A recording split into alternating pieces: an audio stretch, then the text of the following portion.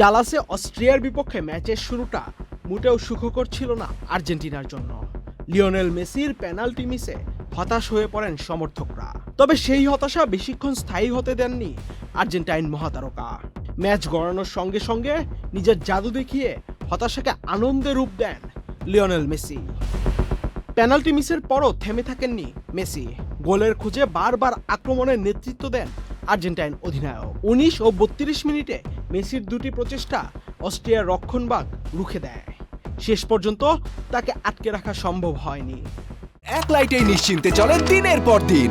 Walton emergency bulb, the best emergency bulb. ম্যাচের 38 মিনিটে আসে সেই প্রতীক্ষিত মুহূর্ত। মেদিনার পাস থেকে দুর্দান্ত ফিনিশিংয়ে জালে বল জড়ান লিওনেল মেসি। গোলটির মাধ্যমে নতুন এক ইতিহাসও রচনা করলেন মেসি। বিশ্বকাপের সর্বোচ্চ গোলদাতার আসনে এককভাবে উঠে যান আর্জেন্টাইন কিংবদন্তি।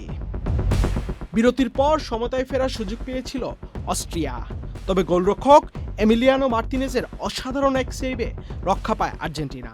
অন্যদিকে নিকো গঞ্জালেস সহ কয়েকজন আর্জেন্টাইন খেলোয়াড় সুযোগ পেলেও ব্যবধান বাড়াতে পারেননি। তবে ম্যাচের শেষ হাসিটা ছিল মেসির জন্যই।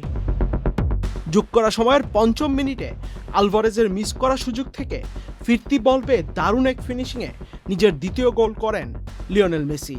সেই গোলেই নিশ্চিত হয় আর্জেন্টিনার 2-0 ব্যবধানের জয়। আর মেসিও সর্বোচ্চ গোলদাতার রেকর্ডে আরও একটি গোল বাড়ান। এখন তার গোল সংখ্যা 18। অস্ট্রিয়াকে হারিয়ে নকআউট পর্ব নিশ্চিত করেছে আর্জেন্টিনা। টানা 2 জয়ে 6 পয়েন্ট নিয়ে জি গ্রুপের শীর্ষে থেকেই শেষ 32-এর টিকিট কেটে ফেলেছে Argentina. Ahmed Shafi, channel I.